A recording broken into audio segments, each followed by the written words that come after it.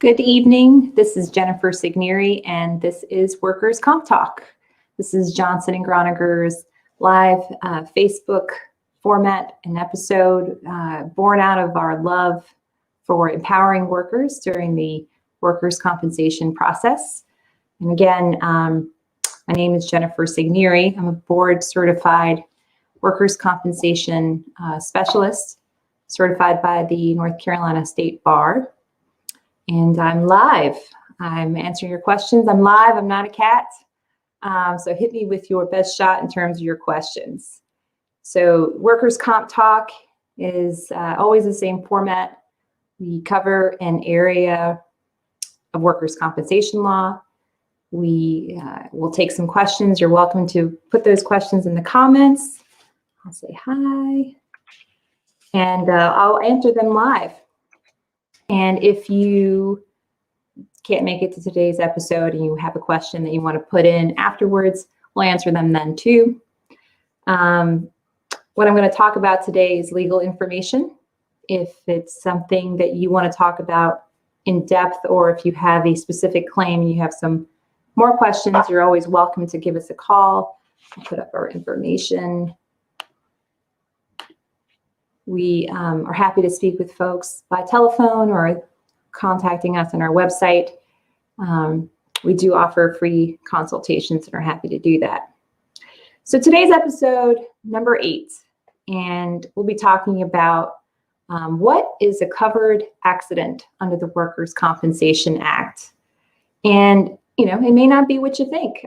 I know I speak to a lot of folks calling the office who, you know, think by virtue of the fact that they got hurt on the job, that they should have a workers' comp claim. And it's not as obvious as all that. It's not as straightforward as all that. So today I'm going to cover a couple of things. I'm going to cover what is a covered injury under the Workers' Comp Act. I'm going to say covered a lot. I'm going to try to define what is an injury by accident.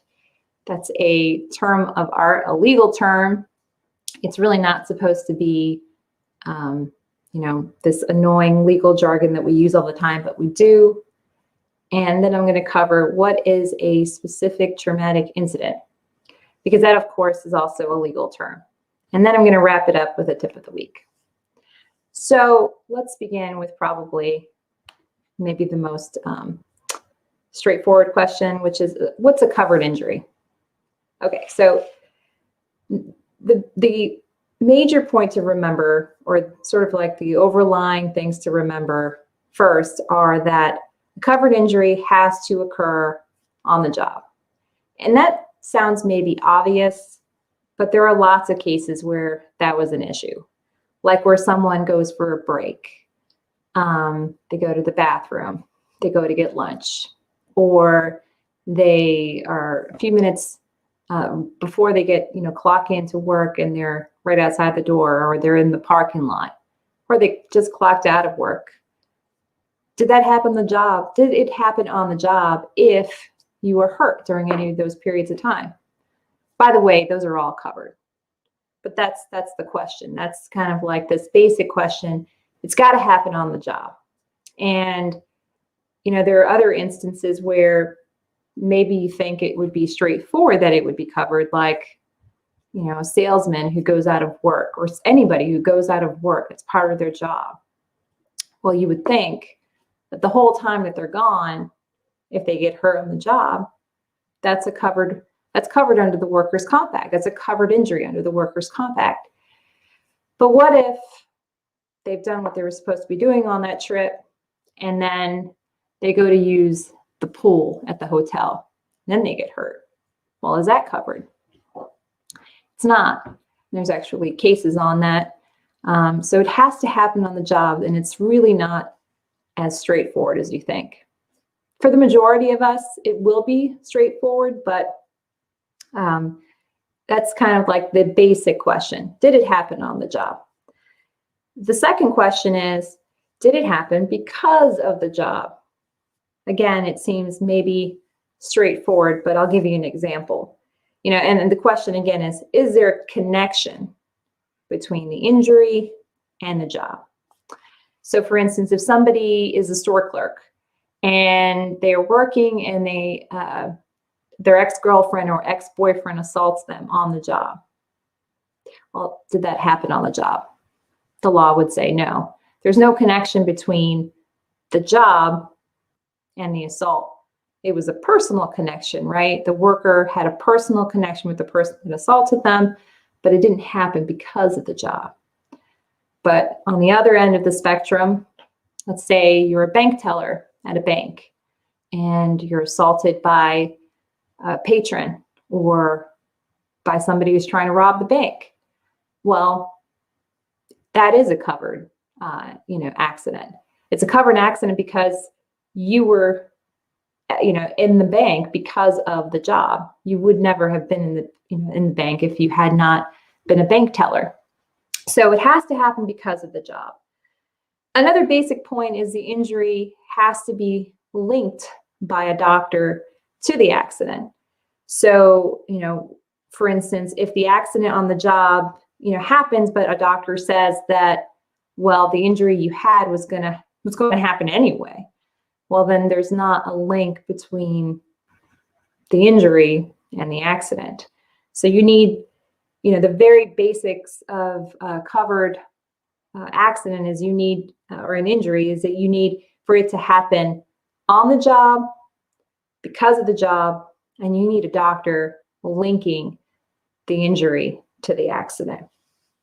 And then under the Workers' Comp Act of North Carolina, injuries on the job are really divided into two categories. You have your injury by accident, and you've got your specific traumatic incident. And those are fun legal terms that are not at all, that seem like they would be obvious in meaning and not at all, they're anything but.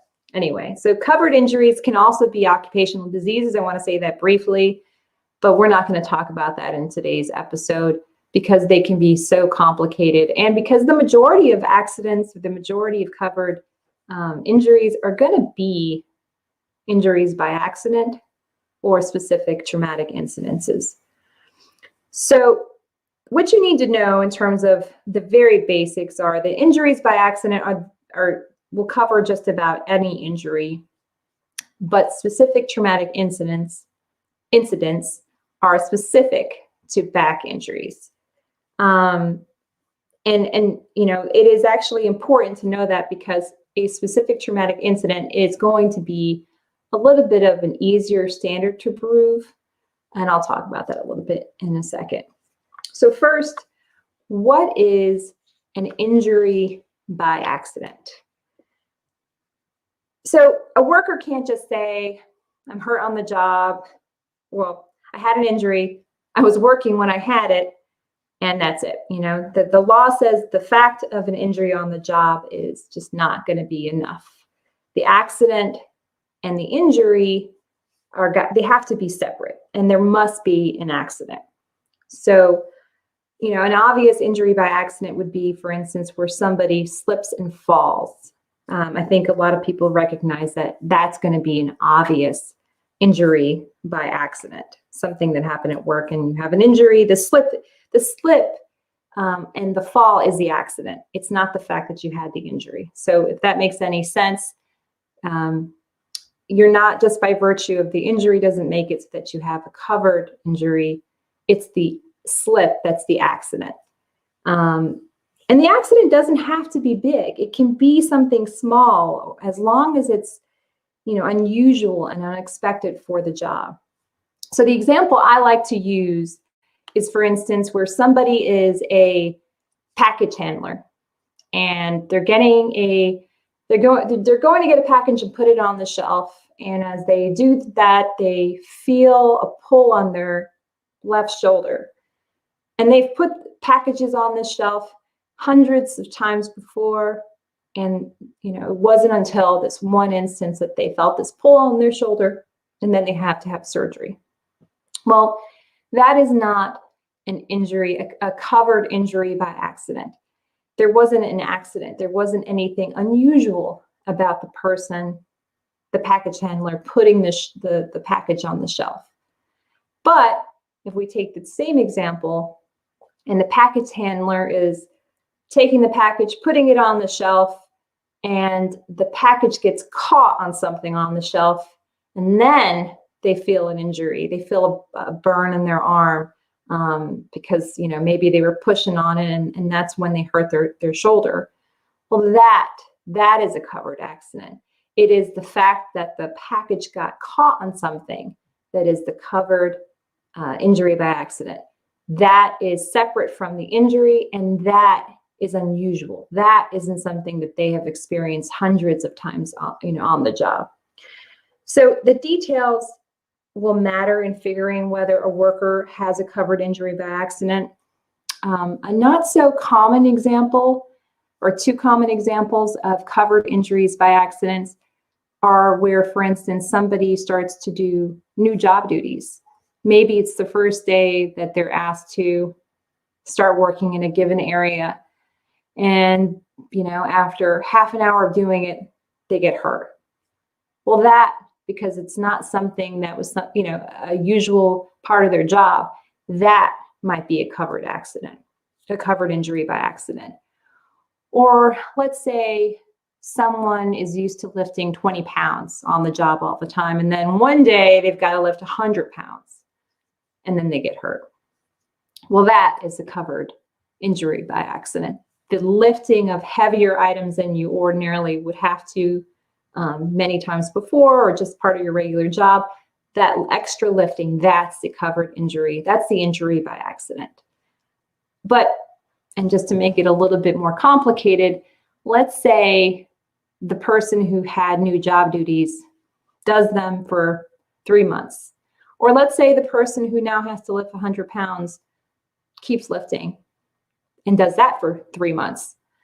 Well, that goes from being something that was not usual, some things that, a worker doesn't usually do part of their job, to being more like a part of their job, right? After 3 months, something that you weren't used to, you become used to.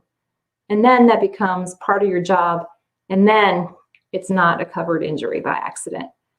So the details are really, really important. And again, there are hundreds of cases because of just these details. So we talked about injuries by accident. Let's cover, which, again, covers just about every type of injury. But there's another standard for back injuries. And again, back injuries can be injuries by accident, but they can, and I'll use that same example I used before, where someone is usually lifting 20 pounds and then they've got to lift something heavier and it's 100 pounds. Well, that again, and then they hurt their back. Well, that again is an injury by accident, but it is also a specific traumatic incident. And I'll talk a little bit now about what that is. So what's a covered specific traumatic incident? Well, basically, it's like a special rule for what is a covered back injury on the job. And the special rule is that a worker doesn't have to show that there was something unusual that happened in order to have a covered, a specific traumatic incident. Instead, really, the worker just has to show that the back injury happened because of the job duties. And in that example I just showed, it'd be easy to say, well, back injury happened from lifting 100 pounds. The other factor is that the back pain doesn't necessarily have to happen at the exact same time from that specific job duty that would have caused it. And I see that often, and especially with back injuries, where someone is pushing or lifting something heavier than they're used to. They feel a little bit of a twinge. They keep working, and it's maybe not until the next morning where the back pain has taken their breath away and they just can't even get out of bed, and they may have to go to the emergency room. And then they realize, it was me lifting that 100-pound machine. That's what did it. And then they call their supervisor and they said, hey, I had this back pain, I had this back injury. It's really more common than it sounds. I mean, it really does happen. And there's a famous case where a worker hurt his back. He was pushing a a heavy desk. He kept working.